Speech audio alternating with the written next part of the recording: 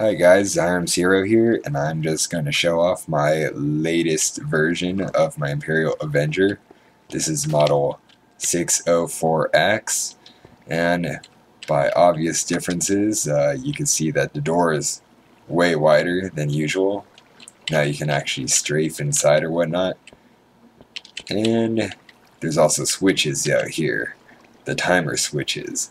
I had a couple of requests asking for the switches to get moved closer to the gunner's pit, and wish granted. I did some work and I managed to keep the entire cannon at the same height.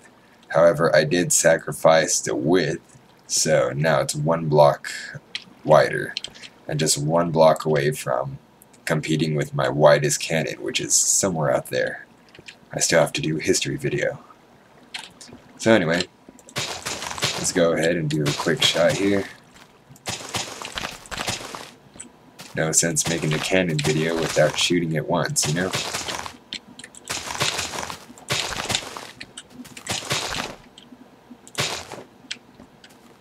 And we don't need any switches.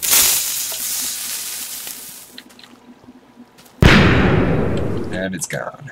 Alright. Now if you want to see how the switch works, I just followed the basic timer construction that I have been doing. So when I went ahead and pushed the button, you're going to see the short timer will blink twice. It's a nice little bug, but I fixed it in another model, which I really won't add as like a 605, because the additional construction that I did was so minor that, you know, whatever.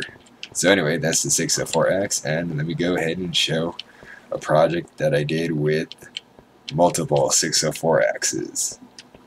It's kind of over here, kind of just passing my experimental. I'm going to make a video on that later on in the future.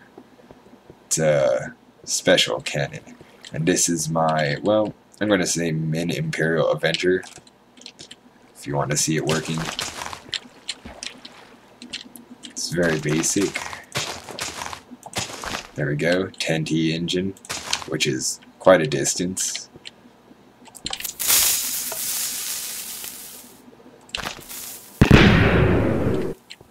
Look at that power.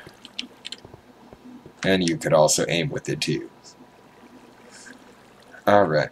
So, oh yeah, I should show you the front, huh? Ow, okay. So, this is my wall concept. If anybody wants to build a castle wall or whatever, the Imperial Avenger is how I constructed them. I always wanted them to just line up side by side and just form a perfect wall. And here's my perfect wall concept idea thing. I think it could use some perfection, but, you know, this is the best it got so far with experimenting around. And these are all 604 axes just lined up one after another. And it also has a little barrier over here, so you can shoot and then cower behind here so enemies won't attack you. Unless they have a cannon too, then you're kind of screwed. But yeah, this was a big project. Quite fun. It all works the same, each and every one. Oh yeah, I also added like a heightened wall here.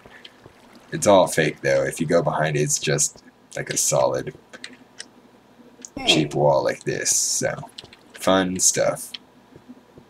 Anyway, this is my video. I hope you enjoyed it.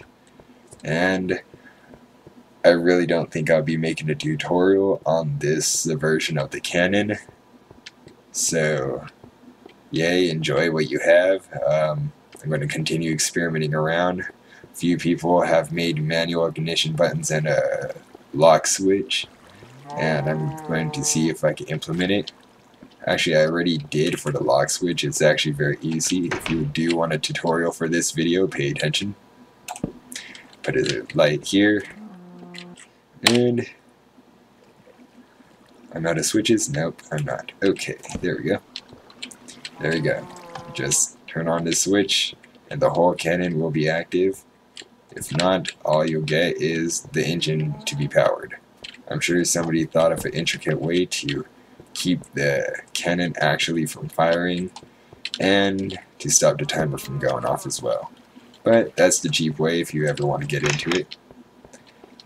So anyway, got a few more videos lined up. I want to show you the experimental later on and do a little history thing because I'll be bored in the future and I'll probably want to make another video. So, hope you enjoyed it. This is Zero signing out.